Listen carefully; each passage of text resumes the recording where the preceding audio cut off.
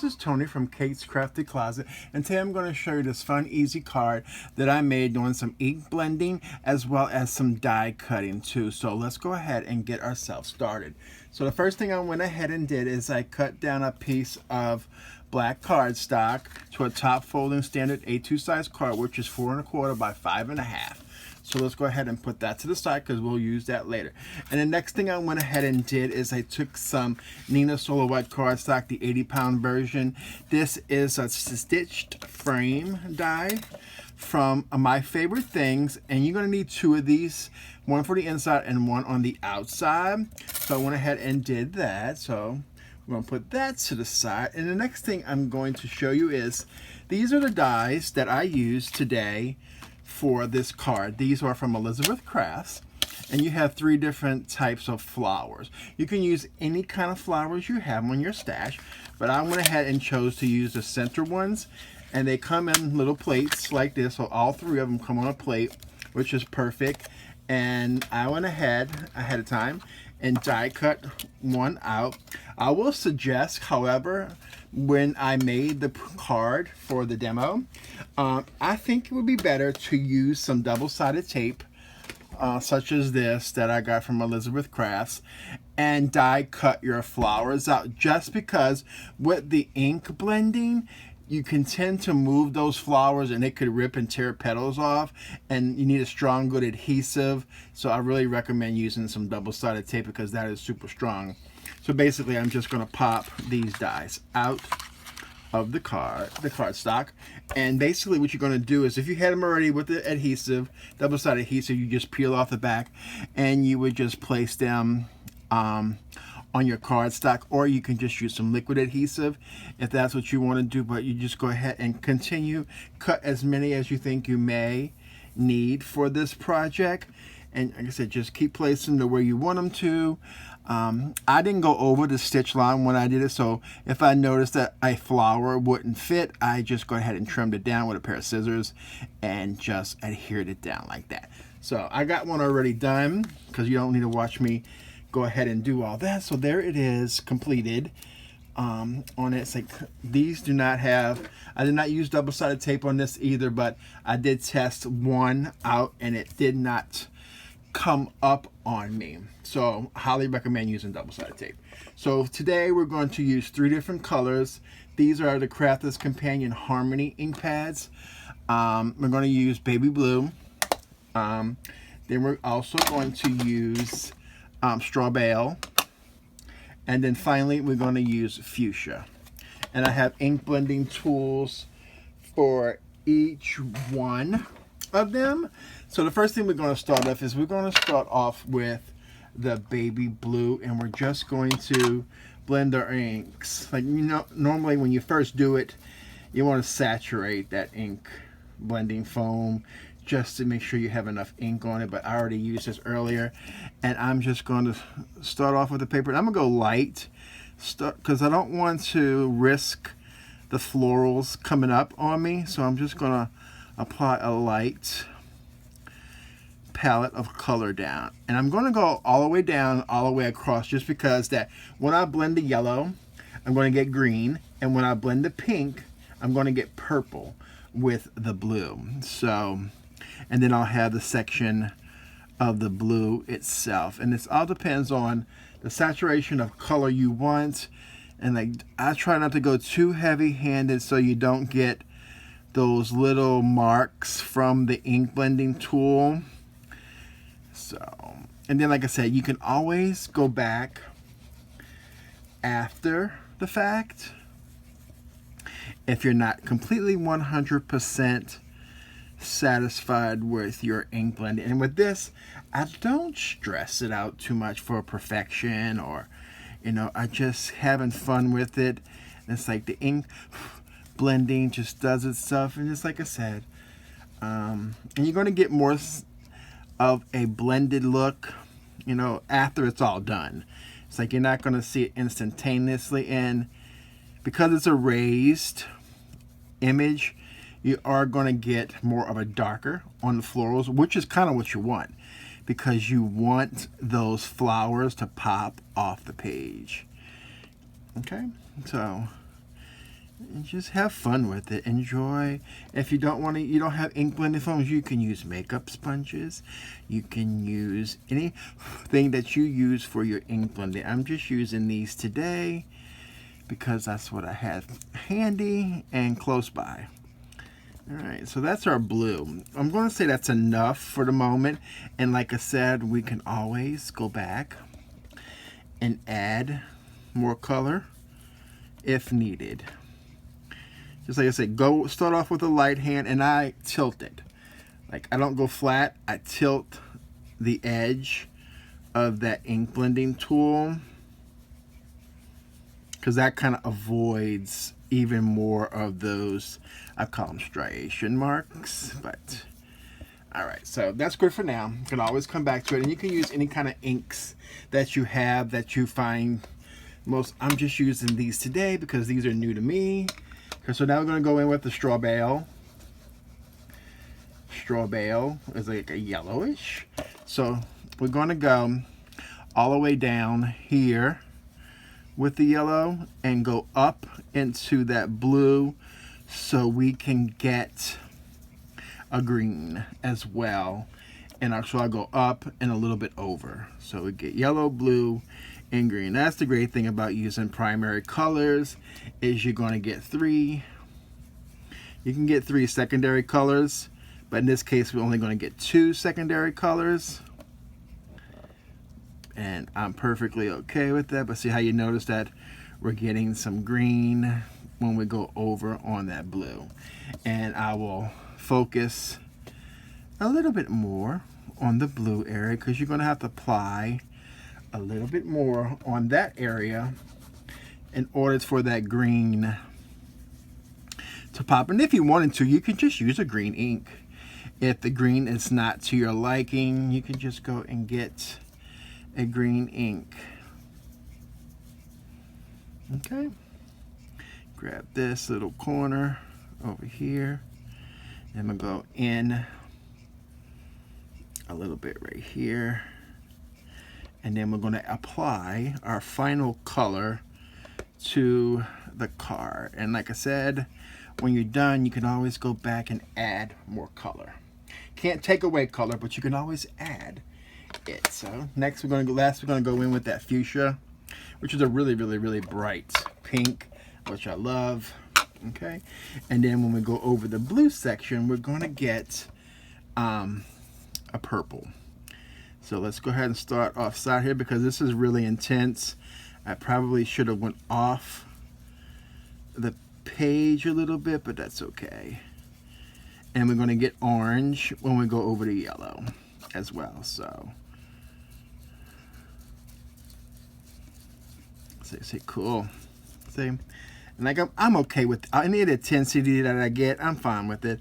Like, I'm not going to stress. And like I said, when you tip it up a little bit, that's where you're going to be able to have a little bit more control. As if you go flat, that's where you're going to get that rounded half moons in your project. So I'm just going to go up a little bit more into that blue so we can get a little bit more purple, and then we can get a little bit more orange as well.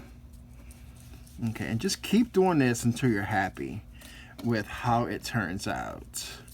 I just think it's fun just to watch it all, the colors just change like that for us. I think it's awesome.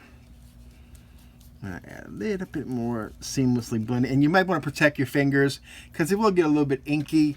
Use a separate piece of paper on the side if you want to, and that would work out perfectly. So before, I'm gonna spray some water on this, but we're gonna wait a second. Before we do that, we're gonna go ahead and add some little gems to the flowers, and we're gonna go ahead and do that. Now these are just some little gems that I picked up at a scrapbook show, and I will link all the products that I used today in the description box below, as well as any all my social media platforms as well, in case you want to follow along. And I have a Facebook group that we join a card swap right now, and we just have fun and do lives, and every Friday we do a Periscope train with other crafters, and we just have a lot of good time. So if you're interested in that, make sure you follow me on Periscope. And we usually do Periscope trainings on Friday nights. We took the summer off, but we will be back next Friday with fun projects. So I'm just going to put these little gems on pretty much all, except right here in the center. I'm not going to put them because I'm going to put that sentiment on there, and I want to make sure I have enough room, because I can always go back and add more of these little gems. So I'm just taking them off. I like these little things. I was like, I should have bought more. I told myself, it's like, why didn't you buy more?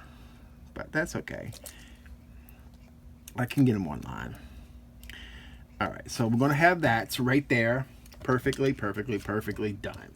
Love it. So we're going to go ahead, and I went ahead and die cut ahead of time. This is a congrats die from My Favorite Things, and here it is, and that's the same black cardstock that we used for the card base. So I'm just going to go ahead and pop this out of our card, and I'm going to adhere it down, and first I'm going to see where I got to put it at, and then I think I'm going to squirt the water on top of the ink, just so we can get that taken care of now. And I want to be careful not to rip my my die here, because we don't want to do that. So that's just the inside piece, and we got that, and we have I'm gonna pop out the O, and on top of the O, and inside of that. Alright, that's pretty much done with the exception of the A. Got that, so that is everything on there. So I just want to make sure, and then I can go ahead and add some more of those little gems on those two flowers right there. And it's like, and like you could add as many as you want. I just figured, yeah, we're gonna bling it up just because it looks awesome. Okay, and we got that one more at the top. Okay, I'm just making sure I push down really good on those. So got that, and then see, I got inky fingers, and that's okay. Got these two, which I thought I just put those on there. For some reason the adhesive is not coming up. That's why they're not staying. There we go, much better. I got some with the adhesive on it, because I can just save those and add a little bit of liquid glue to that, and then we'll be okay. Push. There we go. Only need one. Y'all both can't come on here. Alrighty. Here we go. It's like, I know I should be using a little sticky tool or something, but these gotta peel them off anyway. Alright, so we're perfect when it comes down to that, and then we can adhere to that, but we're just going to squirt a spray bottle of water, and then we will, that part of the card will be done. And see how, because I have my inky fingers and I pressed down on that, I just kind of messed that up, but I'm okay. It's okay. I'm not going to stress that. Okay. And then I'll pull out the heat tool just so we can dry it and don't make too much of a mess. This is just the Ranger heat tool. It'll help speed up, and we can see all the fun reactive part we get with the ink in the water. And then we will clean up our mess, because we got ink everywhere. Like I said, it's okay if you get ink on stuff. It's just like the colors just spread, and it's okay. Okay. And you can use whatever heat tool you have. This one I like because it's not noisy, and it's perfect for drying the water and stuff. So we got that. Now let's go ahead and grab our ink sentiment, and we're going to attempt to put some art glitter glue on here without making too much of a mess. So I'm just lightly dabbing. I'm not squeezing because I don't want it to go everywhere other than where it needs to go. Okay, so we got that. And if you want to use that on double-sided tape, this sentiment, that would be good too. Okay, I'm just going to hold it down for a split second while it grabs to the paper, because it grabs rather quickly. Okay, and then we have some foam squares. We're going to go ahead and put these on. I like these. These are my favorites since they're so big, and I am always super generous with my foam squares because I don't want it to, you know, mess up if I send this through the mail or anything like that. Okay, so then we got one more. Okay, and we got almost done. And what I did, and I won't do this on camera because it's a little smelly crazy, I went ahead and sprayed some glitter spray on top of that card. That's how you see on the other card it had a glitter effect to it. So I did this outside, but if you have a splat box or anything like that, that will work out perfect. But I will add the glitter spray after the fact. So we're just gonna go ahead and, you know, adhere this to the top of our card base, and then that's going to complete our card for today. And I'm going to go ahead while we're here is add that frame on the inside for a sentiment. Okay, and we're just going to use our art glitter glue as well, and or you can use double-sided tape, any kind of adhesive that you want.